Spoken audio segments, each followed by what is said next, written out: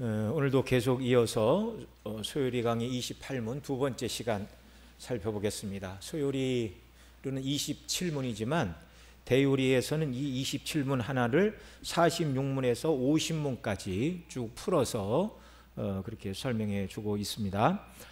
예수 그리스도께서는 하나님의 아들로서 저와 여러분과 같은 육체를 입고 이 땅에 오셨습니다. 그리고 중보자와 구속주의 사명을 감당하셨는데 두 가지 지위에서, 곧 낮아지신 지위에서 그리고 높아지신 두 가지 지위에서 중보자와 구속자의 사명을 감당해 주심으로 구속을 이루어 주셨습니다. 지금은 우리가 그리스도께서 낮아지신 지위에서 어떻게 우리를 위하여 그 사명을 감당하셨는가를 지금 두 번째 시간 공부하고 있고, 다음 시간에는 이제 높아지신 지위에서 어떻게 중보자와 구속자의 사명을 감당하시는가를 우리가 살펴볼 것입니다.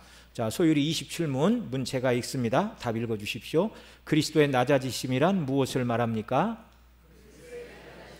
그가 강생하시되 비천한 지위에서 나신 것과 율법 아래 나신 것과 금생의 여러 가지 비참함과 하나님의 진노와 십자가의 저주와 죽음을 받으신 것과 진행 받으신 것과 얼마 동안 죽음의 권세 아래 거하신 것을 말합니다. 아멘. 강생이라는 말은 신이 인간의 몸을 입는 것, 강세라고도 하고 성경의 용어로는 이제 성육신 그렇게 표현을 하는 것이죠. 우리가 앞 시간에 살펴본 내용이고, 자, 이 같은 내용을 대유리 문답에서는 조금 용어만 바꾸었습니다. 대유리 46문 그리스도의 낮아지심의 신분은 무엇입니까? 그리스도의 낮아지심의 신분은 성령으로 잉태되어 동정녀 마리에게서 나시고 지상에서 사시다가 십자가에 못 박혀 죽으시고 부활하시기까지가 우리를 위하여 자기의 영광을 스스로 비우시고 종의 형상을 취하시어 비천한 신분에 처하신 것입니다. 네, 그렇습니다. 우리 46문이 가르치는 바처럼 낮아지신 신분으로 성령으로 잉태되어 동정녀 마리아의 몸에 나신 것을 이제 47문에서 더 확대해서 가르치고 있고요. 그 다음에 지상에서 사신 삶에 대해서는 48문에서 가르칩니다. 이 두 가지까지는 우리가 지난 앞 시간에 살펴봤고, 이제 오늘은 십자가에 못 박혀 죽으신 내용을 다루는 대요리 49문, 그리고 부활하시기까지 무덤에 장사되신 사건을 가르치는 대요리 50문의 내용을 우리가 살펴보도록 할 것입니다. 우리가 공부를 한 지난 시간의 내용인데 47문, 48문만 읽고 넘어갑니다. 대요리 47문 그리스도는 잉태되시고 태어나실 때 자신을 어떻게 낮추셨죠? 그리스도는 잉태되시고 태어나실 때 자신을 다음과 같이 낮추셨습니다. 곧 그분은 영원 전부터 아버지 품속에서 하나님의 아들이셨으나 때가 참에 기꺼이 사람의 아들이 되셨고 신분이 낮은 평범하지 않은 여러 가지 열악한 형편에 처하였습니다. 네, 그렇습니다. 그 다음에 이제 48문에서는 지상에서 사시는 것이 그리스도의 낮아지심인데요. 제 48문 그리스도는 자신의 생애에서 자신을 어떻게 낮추셨습니까? 그리스도는 자신의 생애에서 스스로 율법에 복종하심으로 율법을 완전히 성취하시고 인간 본성에 공통된 것들이든 특별히 자신의 비천한 상태에 수반하는 것들이든 세상의 멸시, 사단의 시험, 육신의 연약함과 싸우심으로써 자신을 낮추셨습니다. 네, 창조주가 피조물이 되셨어요. 이건 정말 말할 수 없는 비하, 말할 수 없는 자기를 낮추심. 우리가 죄로 말미암아 하나님의 수치를 받아야 되고 죄로 말미암아 홀로 외로움에 떨어야 되는데 예수님이 우리 대신 수치와 외로움과 멸시를 다 받으셨습니다. 그리고 오늘 이제 49문, 50문 공부할 텐데요. 먼저 49문에서는 그리스도의 십자가에 못 박혀 죽으심으로 어떻게 자신을 낮추셨는가를 가르쳐주고 있습니다. 대유리 문답 제 49문 그리스도는 죽으실 때 자신을 어떻게 낮추셨습니까? 그리스도는 죽으실 때 자신을 낮추셨습니다. 그분은 유대에게 배신을 당하셨고 제자들에게 버림을 받으셨으며 세상으로부터 조롱과 배척을 받으셨고 빌라도에게 정죄를 받으셨으며 핍박자들에게 고문을 당하셨습니다. 또한 죽음의 공포와 어둠의 세력들과 싸우셨고 하나님의 진노의 무게를 느끼시고 그것을 참으셨으며 자기 생명을 속죄 제물로 드리셨고 십자가에서 고통과 수치와 저주의 죽음을 당하셨습니다. 예, 이렇게 고난 받으시고 죽으심으로 자기를 낮추셨어요. 이 과정이 없었다면 우리를 위한 구속이 이루어지지 않기 때문에 그런 것입니다. 첫째로 예수 그리스도께서는 죽으실 때 제자인 유다에게 배신을 당하셨고 나머지 제자들에게도 버림을 받으셨어요. 12제자 중에 하나인 가룟 유다에게는 은 30에 팔리셨습니다. 나머지 제자들도 그렇게 잘한 게 없어요. 주님께서 오늘 밤 너희가 다 나를 버리리라 그렇게 말씀하시자 베드로가 뭐라고 그랬어요? 그렇게 서운한 말씀을 하십니까? 나는 죽을지어도 주님을 버리지 않겠습니다. 내가 죽는 데까지 주를 따르겠습니다. 그렇게 대답하자 다른 제자들도 뭐라고 그랬어요?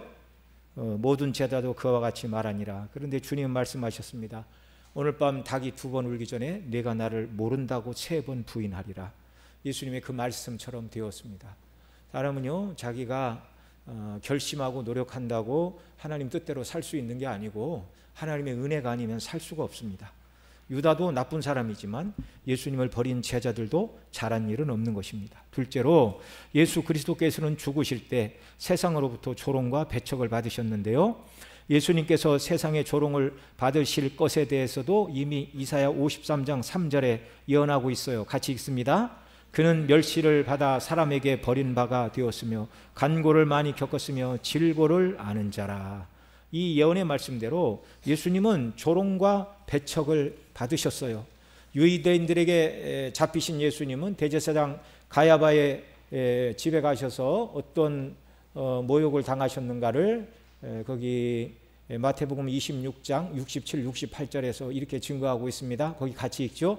이에 예수의 얼굴에 침 뱉으며 주먹으로 치고 어떤 사람은 손바닥으로 때르며 이르되 그리스도야 우리에게 선지자 노릇을 하라. 너를 친 자가 누구냐. 그 예수님이 하나님의 아들이신 것을 알았다면 누가 감히 이런 짓을 합니까? 또한 십자가형을 집행하던 자들도 거기 마태복음 27장 28절 이하에 예수님을 희롱했어요. 같이 읽습니다.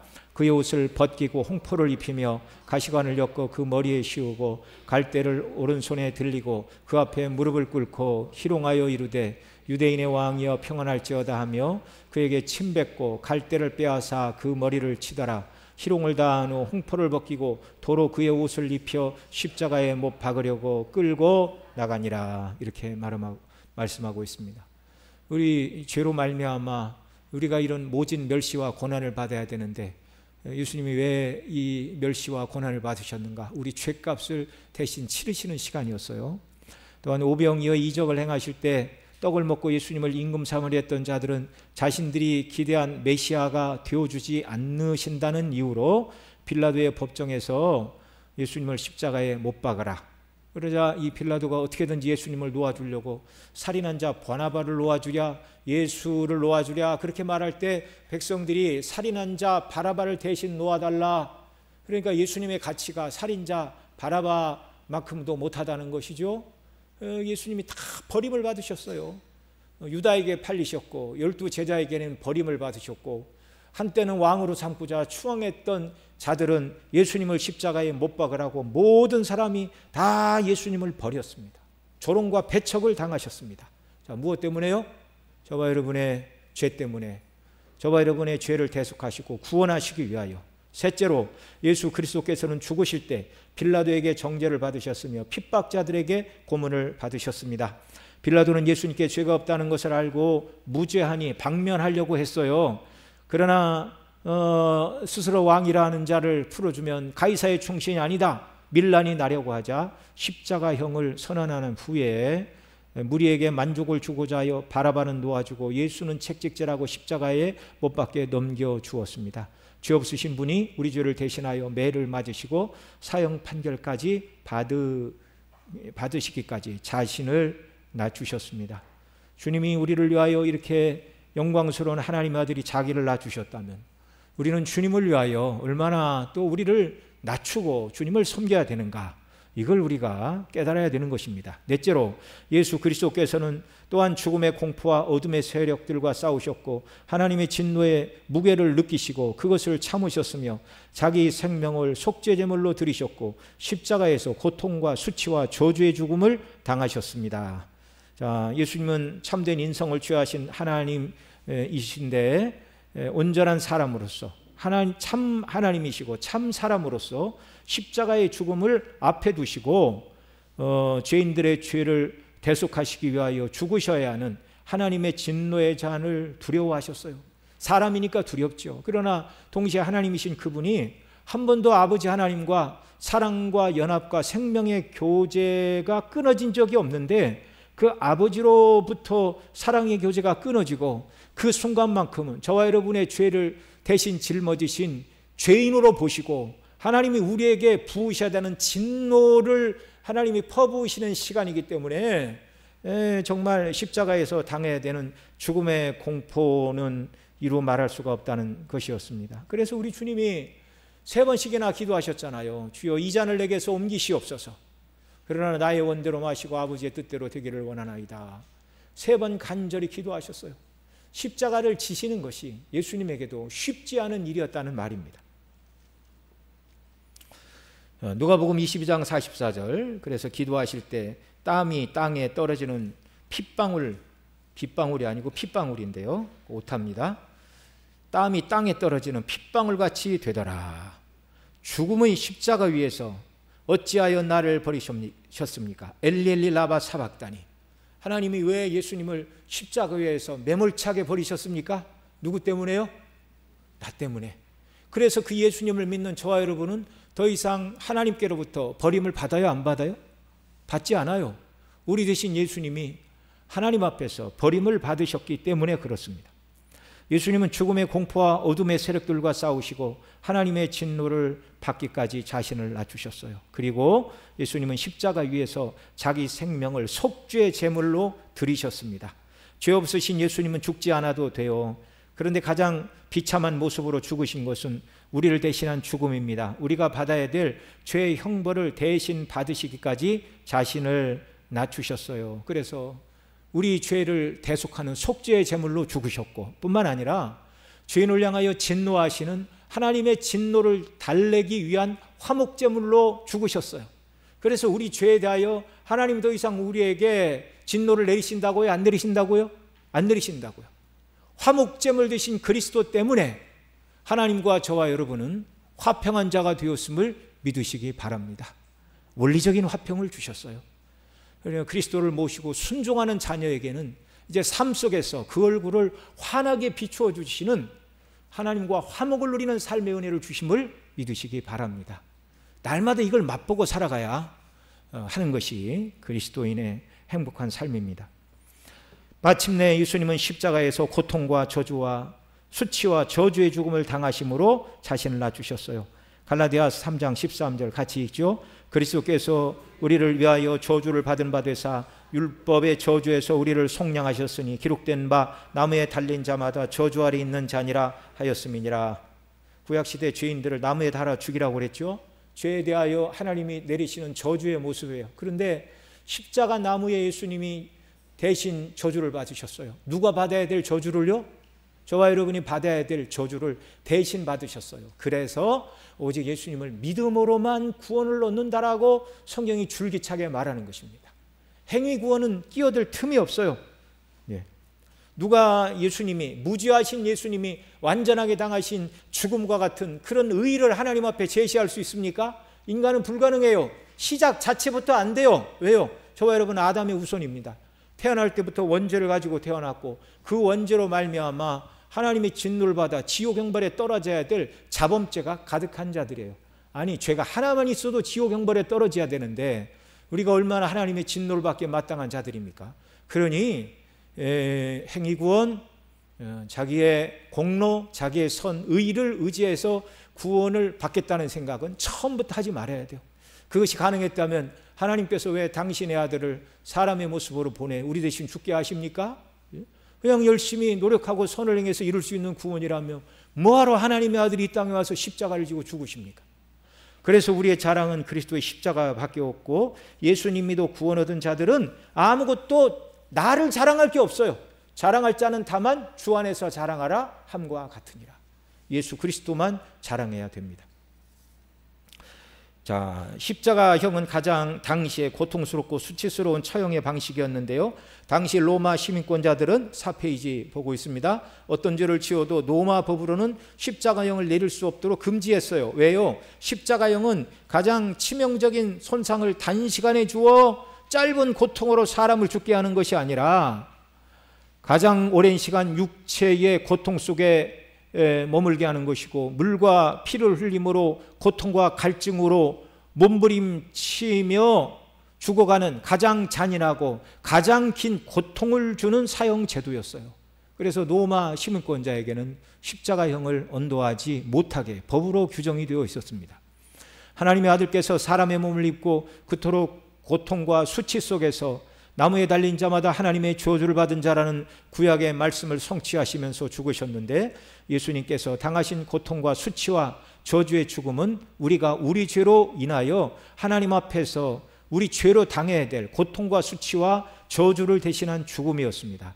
하나님의 아들이신 예수님께서는 이렇게 십자가의 고통과 수치와 저주의 죽음을 당하심으로 완전히 자기를 낮추셨어요.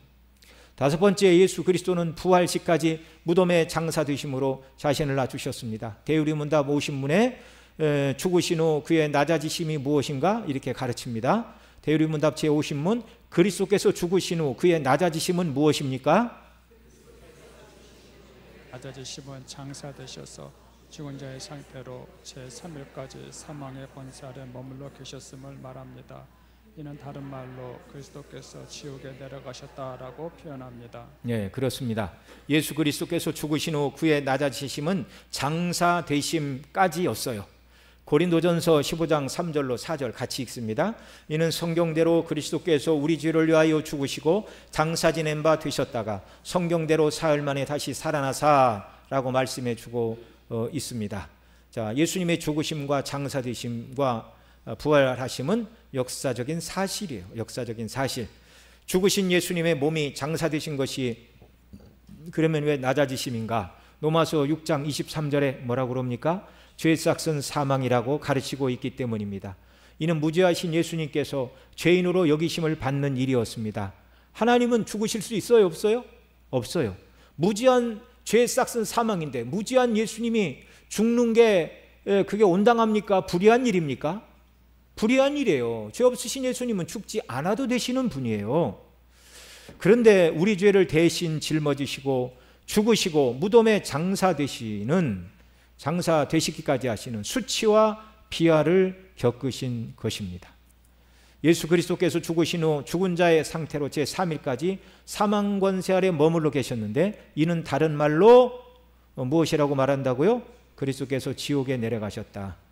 개혁주의자들은 이렇게 말합니다. 그런데 우리 말 옛날에는 지옥에 내려가사라고 주기도문에 보면, 옛날에는 주기도문이 아니라 사도신경에 옛날에는 그게 있었어요. 근데 지금은 뺐습니다. 근데 영어로 된 사도신경이나 또 프랑서, 라틴어 이런 걸로 된 사도신경에는 지금도 장사되시어 지옥에 내려가시기까지 낮아지시고 라는 내용이 기록이 되고 있습니다.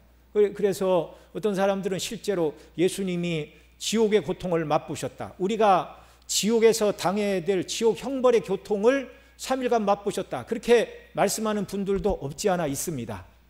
그런데 이 개혁주의에서는 그걸 그렇게 믿지 않아요. 지옥에 내려가셨다라고 말하는 사도신경의 고백은 무덤에 장사되신 것을 이제 상징적으로 표현하는 것이다, 그렇게 이해를 합니다.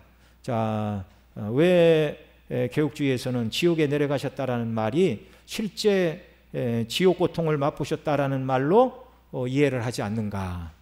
예수님이 십자가 위에서 죽으시면서 다 이루었다라고 선언하셨어요. 그 다 이루었다라는 말이 헬라어로 테텔레스타이라고 여러 번 말씀을 드렸죠. 네. 값이 완전히 지불되었다, 그런 말입니다. 더 이상 죄인의 구원을 위하여 더 필요한 값은 없습니다. 십자가의 죽으심으로 완결이 되었어요. 그리고 예수님이 십자가에서 함께 죽어갈 때 한편 강도가 뭐라고 그랬어요? 예수여 당신의 나라가 임하실 때 나를 기억하소서라고 말씀할 때 예수님이 뭐라고 대답하셨어요? 오늘 내가 나와 함께 낙원에 있으리라. 그 성경 그 말씀 이외에 예수님이 돌아가시고 지옥에 내려가셨다는 구절은 한 구절도 찾아볼 수가 없습니다. 근데 로마 교회에서는 여기 사도신경에 지옥에 내려가사라는 것을 선조 림보 연옥에 내려가셨다 그렇게 해석을 합니다. 연옥은 구약 성도들이 구원을 기다리는 장소인데요. 그러나 성경에는 그것을 지지하는 구절은 한 구절도 없고, 성경에서는요 미안하지만 연옥의 연자도 안 나옵니다. 연옥의 이응도 안 나와요. 개역교회는 이 표현을 비유적으로 해석하여 그리스도께서 지옥에 내려가셨다라는 표현이 실제적인 장소로서의 지옥에 가신 것을 말씀하는 것이 아니라 지옥의 고통을 의미하는 것으로 봅니다. 예수 그리스도께서 십자가 위에서 저와 여러분을 대신하여 친히 지옥의 고통을 경험하시고 십자가의 대속의 죽음을 믿는 우리에게 영원한 참 생명을 주셨습니다. 이 웨스민서 12신조, 신앙고백서, 대소율이 문답, 그 다음에 이제 정치 제도도 다 장로교에서 표준 문서로 받았어요. 그러니까 장로교인들이라면 이대로 믿어야 돼요. 무슨 말인가 아시겠죠? 목사님 어떤 사람은 사도신경에 예수님이 장사되셨다가 지옥에 내려가시고 지옥의 고통까지 맛보셨다고 하던데요. 그렇게 물어보면 안 되는 겁니다. 아시겠죠? 예. 우리는 장로교 유산을 잘 지켜야 돼요. 네. 왜 그런가? 이유를 말씀을 드렸잖아요. 예수님이 십자가 위에서 다 지불했다 말씀하셨고, 강도에게 오늘 내가 나와 함께 낙원에 있으리라고 말씀하신 그분이 낙원을 안 가시고 지옥에 가실 리가 있어요? 그럴 리는 없는 것입니다. 그러니까 우리는 사도 신경에 지옥에 내려가셨다라는 표현이 있다 할지라도 그것은 무덤에 장사되신 것을 상징적으로 이르는 것이고, 예수님 십자가의 죽으심으로 우리를 위한 구속의 값은 완전히 지불되었다고 이렇게 믿으시기 바랍니다. 근데 어느 분이 예수님은 우리가 당해야 될 지옥의 형벌까지도 맛보시고 구원하셨다, 그러면 어떻게 은혜가 더 되는 것 같아요. 네? 아니 내가 가야 될 지옥 형벌을 예수님이 다 담당해 주시고 나를 구원해 주셨다니. 그러나 성경 전체에 비추어 볼 때 그것은 없는 교훈입니다. 그렇게 이해를 하시면 되겠습니다. 우리는 장로 교인으로서 장로 교들, 개혁주의의 여러 벨직 신앙고백, 하이델베르그 신앙고백서, 스위스 제1 제네바 신앙고백서, 여러 고백서들이 있지만 우리 교단이 장로교가 공인문서로 받은 건 웨스트민스터 12신조, 신앙고백서, 대소율이 문답, 그리고 그거에 따라서 어떻게 교회를 섬겨야 하는가를 가르치고 있는 정치 모범만 우리의 표준 문서로 받았어요. 이대로 믿고 따라야 되는 것입니다. 자, 그다음 6번째, 우리 구주 예수 그리스도께서는 왜 이렇게 자신을 낮추시고 우리를 구원하신 것인가? 이건 이제 그리스도의 낮아지심을 우리 삶에 적용하는 내용입니다. 주님께서 이렇게 자신을 낮추시고 죽기까지 하신 것은 오직 하나, 저와 여러분을 위한 무엇 때문이라고요? 사랑 때문이라고요. 우리 기독교를 한마디로 정의를 하면 죄인을 사랑하신 하나님의 사랑의 구원의 행사이다, 이렇게 말할 수 있습니다. 자, 요한복음 10장 11절과 18절 같이 읽습니다. 시작. 나는 선한 목자라, 선한 목자는 양들을 위하여 목숨을 버리거니와 이를 내게서 빼앗는 자가 있는 것이 아니라 내가 스스로 버리노라. 나는 버릴 권세도 있고 다시 얻을 권세도 있으니 이 계명은 내 아버지에게서 받았노라 하시니라. 아멘. 주님은 저와 여러분을 사랑하사 스스로 당신의 목숨을 우리에게 내어주신 선한 목자이십니다. 사랑이 구주를 죽게 했습니다. 그런 찬송 있잖아요. 왜 날 사랑하나. 이제 목을 많이 써서 이제 음이 떨어져 가지고 이제 더 부르면 여러분 귀를 공격할 것 같습니다. 네. 왜 날 사랑하나? 왜 주님 갈보리 가야 했나? 이유는 하나예요. 예, 그분의 사랑 때문에. 그 사랑을 우리가 다 측량할 수가 없습니다. 요한복음 15장 13절로 15절도 같이 읽습니다. 시작. 사람이 친구를 위하여 자기 목숨을 버리면 이보다 더 큰 사랑이 없나니 너희는 내가 명하는 대로 행하면 곧 나의 친구라. 이제부터 너희를 종이라 하지 아니하리니 종은 주인이 하는 것을 알지 못함이니라. 너희를 친구라 하였노니 내가 내 아버지께 들은 것을 다 너희에게 알게 하였음이라. 아멘. 사람이 친구를 위하여 목숨을 버리면 이보다 더 큰 사랑이 없다. 전 초등학교 때 이 구절 읽고 내가 내 친구를 위하여 죽으면 가장 큰 사랑인데 근데 내 친구를 위해 죽을 수는 없겠더라고요. 그런데 사람이 친구를 위하여 자기 목숨을 버리면 더 큰 사랑이 없다고 말씀하시는 건 예수님께서 우리를 위하여 당신의 목숨을 내어주시고 우리를 친구 삼아 주시겠다는 말씀이에요. 그 다음 14절부터 설명하고 있잖아요. 너희는 내가 명하는 대로 하면 나의 친구라. 이제부터 너희를 종이라 하지 아니하리니 종인 주인이 하는 것을 알지 못함이라. 너희를 친구라 하였노니 내가 아버지께 들은 것을 다 너희에게 알게 하였습니다. 하나님의 모든 뜻을 종에게는 말하지 않아요. 그러나 친구인 저와 여러분을 위해는 다 말씀해 주시고 성경이 기록되어 있고 성령께서 예수님의 친구인 저와 여러분에게 그리스도의 말씀을 깨닫는 은혜를 주신 줄 믿으시기 바랍니다. 성경이 깨달아지면 예수 그리스도께서 저와 여러분을 무엇으로 대접하신 거예요? 친구로. 어떤 친구로? 당신의 목숨을 버려 사내신 친구로. 요한일서 4장 10절 같이 읽습니다. 사랑은 여기 있으니 우리가 하나님을 사랑한 것이 아니요 하나님이 우리를 사랑하사 우리 죄를 속하기 위하여 화목제물로 그 아들을 보내셨음이라. 아멘. 사랑은 어디 있다고요? 여기 있어요. 누구에게? 하나님께. 우리를 사랑하사 우리 죄를 속하기 위하여 화목제물로 그 아들을 내어주신 것, 그게 사랑이라고 성경은 선포하고 있습니다. 제가 이 구절을 읽을 때마다 늘 그 말씀을 드리죠. 세상은 이쁘고 아름답고 뛰어나고 똑똑한 것만 사랑해요. 그런 입장에서 보면 물론 다 하나님께서 지으셨지만 키가 제일 큰 사람만 중식교회 한 사람 구원하겠다. 그러면 이제 누가 가나요? 예. 그거야 이제 객관적으로 자로 재면 나오니까 제일 이쁜 사람 하나만 구원하겠다. 그럼 이제 난리가 날 겁니다. 예. 내가 저 사람보다 어디가 못해서 안 이쁘냐. 예. 이런 구원이 아니에요. 하나님이 우리를 사랑하신 사랑은 잘나고 똑똑한 것을 사랑한 것이 아니라 죄인된 우리를 위하여 우리 죄를 속하게 하여 당신의 아들을 화목제물로 내어주신 것이 사랑이다. 죄인을 사랑한 사랑, 가장 쓸모없는 것을 위해서 가장 귀한 아들을 내어주신 것, 그게 뭐라고요? 하나님의 사랑이라고요. 이 사랑을 저와 여러분이 입었습니다. 갈라디아서 2장 20절 같이 읽습니다. 내가 그리스도와 함께 십자가에 못 박혔은지 그런즉 이제는 내가 사는 것이 아니요 오직 내 안에 그리스도께서 사신 것이라. 이제가 육체 가운데 사는 것은 나를 사랑하사 나를 위하여 자기 자신을 버리신 하나님의 아들을 믿는 믿음 안에서 사는 것이니라. 여기에 아까 낮에는 이 구절을 믿음이 무엇인가를 설명할 때 인용을 했는데 이 갈라디아서 2장 20절은 그리스도의 사랑을 말할 때도 인용할 수 있는 구절입니다. 여기 뭐라고 그래요? 예수님이 십자가에 못 박혀 죽으셨는데 그 이유가 뭐예요? 나를 사랑하사 나를 위하여 자기 자신을 버리신 하나님의 아들 예수 그리스도다라고 말하고 있어요. 예수님 십자가를 지신 이유가 뭐라고요? 나를 사랑하사 나를 위하여 죽으셨다. 이렇게 말씀하고 있어요. 여러분, 누가 늘 드리는 말씀이지만 배고픈 우리에게 맛있는 식사 한 그릇만 대접해 주어도 감사한 일이에요. 그런데 여러분, 누가 우리를 위하여 자기 재산의 절반을 내어주는 사람이 있다면 그 평생의 은인 아닙니까? 그런데 자기 자신의 재산을 다 내어주는 것보다 할 수 없는 것이 자기 자신을 나를 위한 대속의 제물로 내어주신 이 사랑보다 더 큰 사랑은요 존재하지 않아요. 생각할 수도 없어요. 하나님의 아들이 우리를 위하여 당신을 십자가에 내어주셨다는 것보다 더 큰 사랑이나 개념이 있으면 누가 한번 말씀해 주시기 바랍니다. 있어요? 없어요? 없어요. 없어요. 창조주가 피조물을 위하여 대신 죽었다.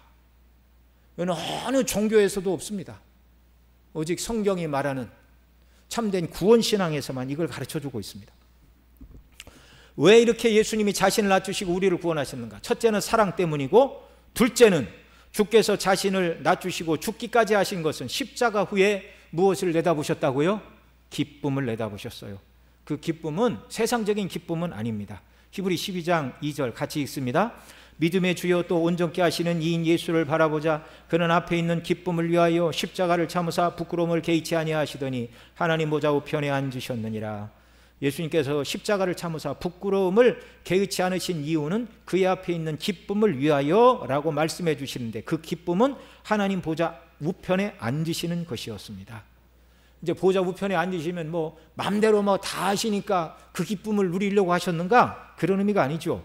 십자가에서 죽으시고 부활하심으로 구속을 완성하심으로 창세전 삼위 하나님 간에 세우신 구속 언약의 성취를 이루시기 위하여 부끄러움을 참으신 거예요.